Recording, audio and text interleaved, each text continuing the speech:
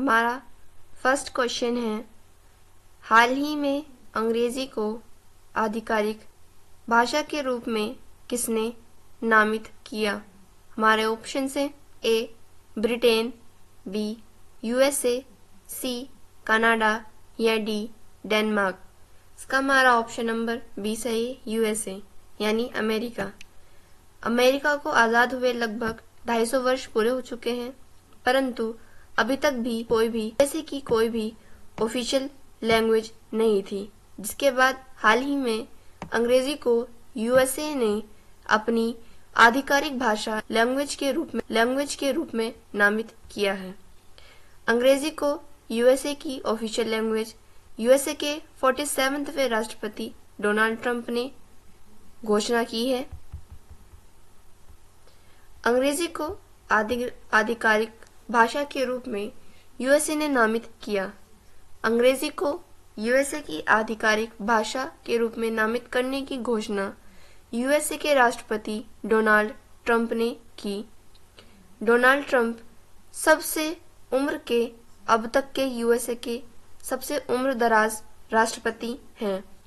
Donald Trump ने नवंबर के महीने में यूएसए के राष्ट्रपति के चुनाव जीते, परंतु इन्होंने अपने राष्ट्रपति की शपथ 20 जनवरी 2025 को ली। डोनाल्ड ट्रंप के साथ साथ यूएसए के उपराष्ट्रपति भी नियुक्त किए गए। वह उपराष्ट्रपति जेडी वेंस हैं। हाल ही में अंग्रेजी को आधिकारिक भाषा के रूप में नामित किया गया, और इससे कुछ टाइम पहले ही यूएसए का कोई राष्ट्रीय पक्षी भी नहीं था, जिससे हाल ही में यूएसए का राष्ट्रीय पक्षी भी बॉल्ड ईगल को नामित किया गया। यूएसए की राजधानी वॉशिंगटन डीसी है। वह यूएसए की मुद्रा डॉलर है।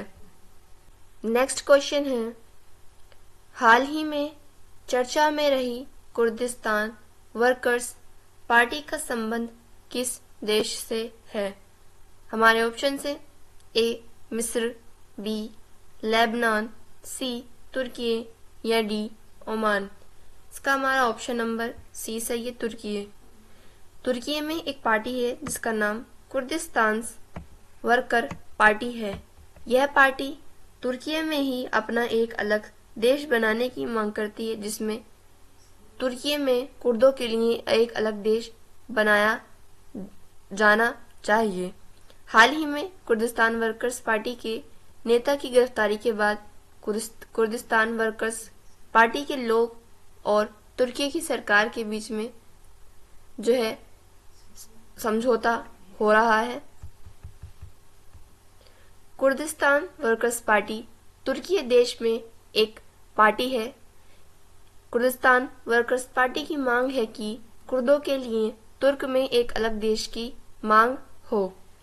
इसी मांग के कारण 1984 से तुर्की सरकार और कुर्दिस्तान वर्कर्स पार्टी के बीच से संघर्ष चलता आ रहा है, यानी कि दोनों ही पार्टियों के बीच में मतभेद होता रहा है।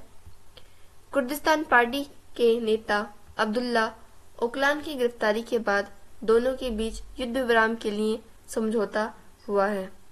कुर्दिस्तान पार्टी ने यह कहा कि आप हमारे नेता अब्दुल्ला ओकलान को वापस करो, जिनकी गिरफ्तारी माफ करो और इन्हें वापस करो, और हम इस युद्ध को विराम के लिए समझौता करेंगे। तुर्की की राजधानी अंकारा है। वह तुर्की की मुद्रा लीरा है। नेक्स्ट क्वेश्चन है, नासा के अध्ययन के अनुसार मंगल ग्रह के लाल रंग का कारण कौन सा तत्व है। हमारे ऑप्शन है A ferrihydrite, B iron pyrite, C sodium nitrate या डी पोटेशियम क्लोराइड। इसका हमारा ऑप्शन नंबर ए सही है, फेरीहाइड्राइट। फेरीहाइड्राइट के कारण ही मंगल ग्रह के लाल होने का कारण बताया जा रहा है, और इस बात का अध्ययन नासा ने किया है। नासा ने कुछ टाइम पहले ही मंगल ग्रह पर अपना रोवर भेजा था, और उसी रोवर के अध्ययन के अनुसार मंगल ग्रह के लाल होने का कारण फेरीहाइड्राइट तत्व को माना जा रहा है। नासा ने अपना रोवर, जिसका नाम परसिवरेंस रोवर है, यह मंगल ग्रह पर भेजा था। नासा रोवर परसीवेरेंस रोवर की जांच के अनुसार मंगल ग्रह का लाल होने का कारण फेरीहाइड्राइट तत्व है। फेरीहाइड्राइट तत्व के लिए पानी की आवश्यकता होती है, यानी कि जिससे यह अंदाजा लगाया जा रहा है कि यदि वर्तमान में फेरीहाइड्राइट तत्व मंगल ग्रह पर पाया जा रहा है, इसका मतलब इतिहास में मंगल ग्रह पर पानी था, यानी कि मंगल ग्रह पर जीवन होने की संभावना थी। नेक्स्ट क्वेश्चन है, हाल ही में एकीकृत त्रिसेवा विशेष बल अभ्यास डेजर्ट हंट 2025 कहाँ हुआ? हमारे ऑप्शन है ए राजस्थान, बी मेघालय, सी पश्चिम बंगाल या डी गुजरात। इसका हमारा ऑप्शन नंबर ए सही है। जोधपुर राजस्थान में हाल ही में डेजर्ट हंट अभ्यास को होस्ट किया गया।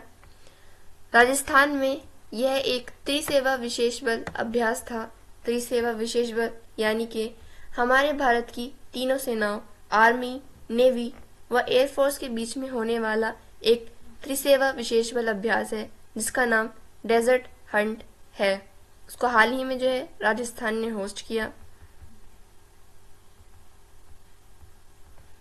डेजर्ट हंट अभ्यास आर्मी, नेवी व एयरफोर्स इन तीनों ही सेनाओं के बीच में होने वाला अभ्यास है।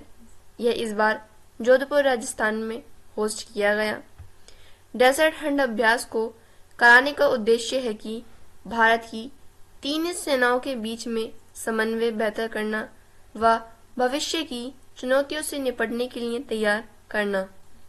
चूंकि यह तीनों ही सेनाएं हमारे देश की शक्ति हैं, जिस वजह से इन तीनों ही सेनाओं के बीच में तालमेल बैठना बहुत आवश्यक है।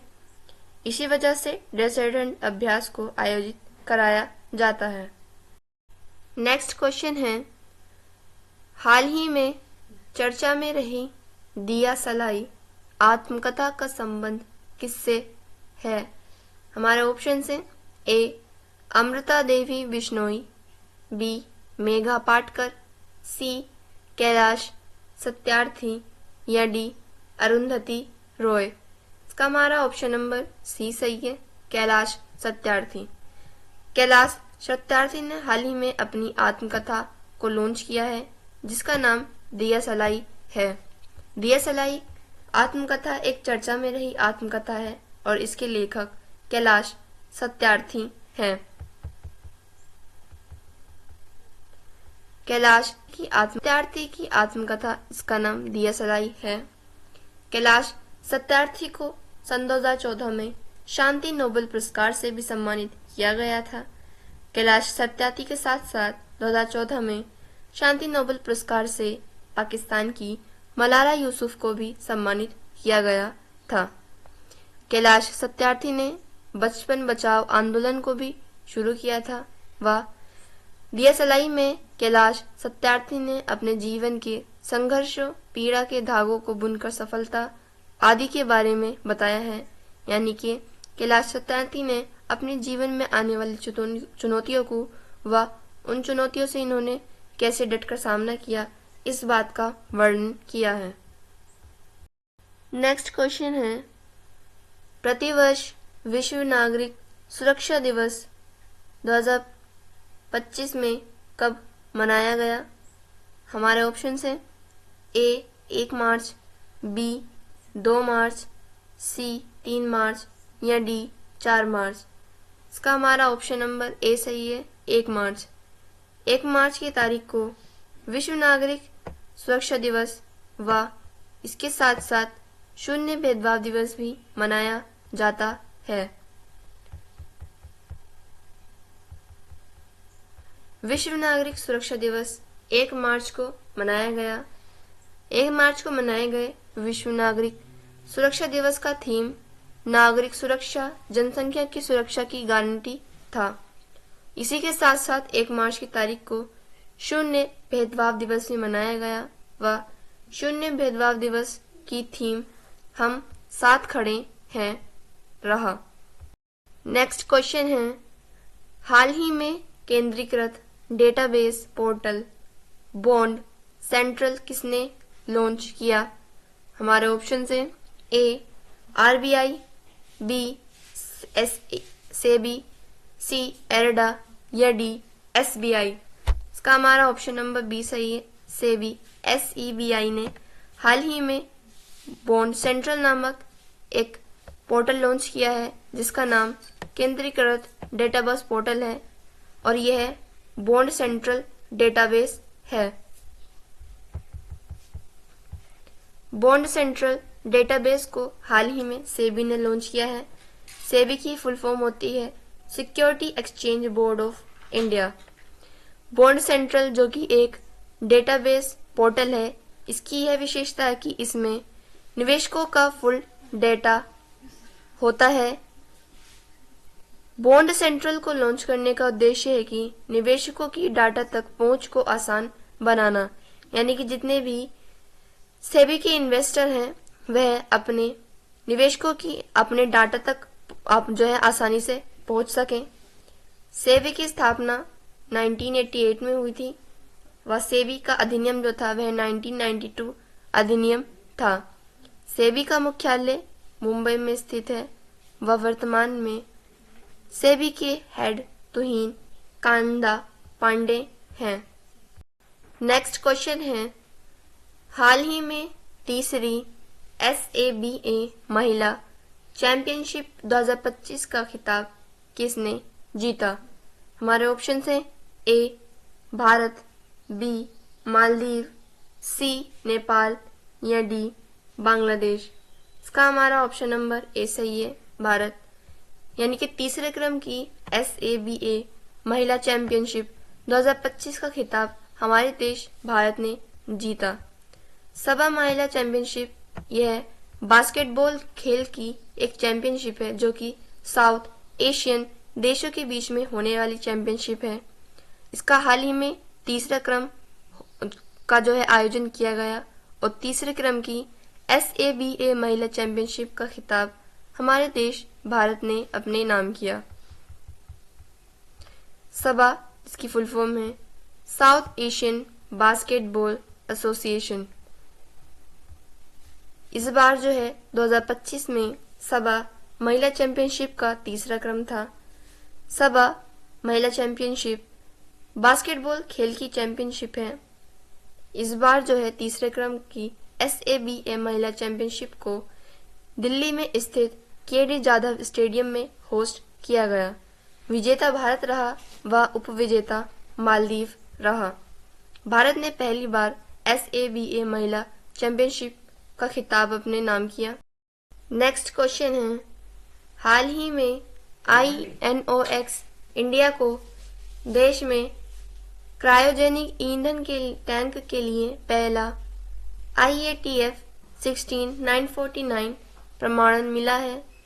IONX इंडिया का मुख्यालय कहाँ है?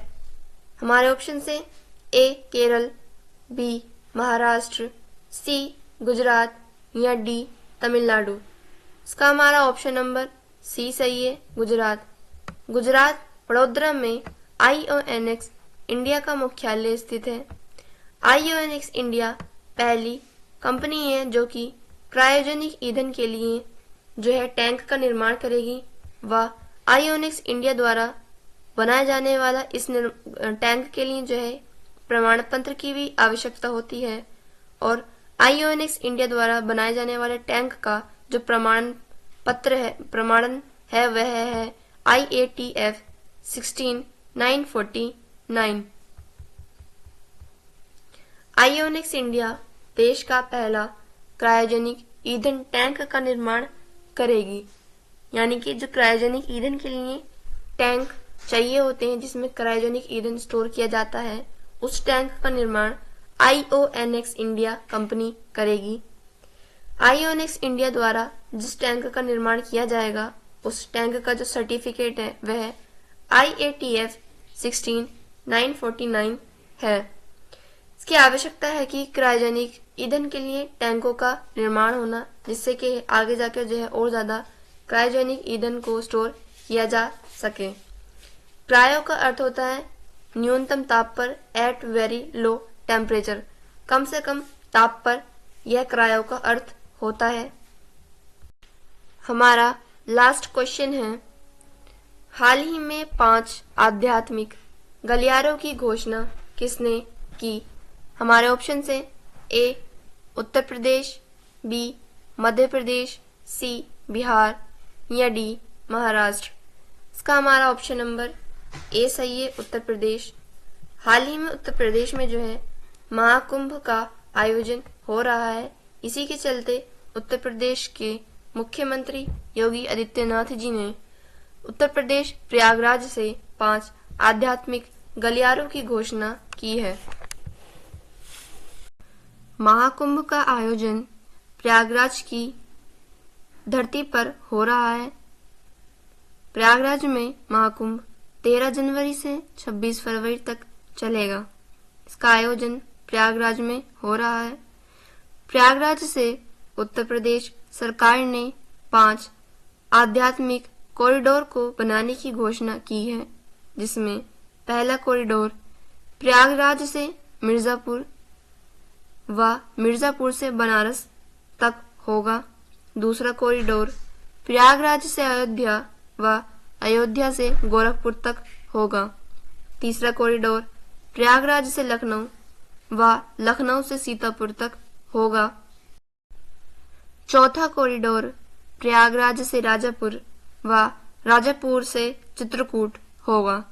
पांचवा कॉरिडोर प्रयागराज से मथुरा व मथुरा से वृंदावन तक होगा।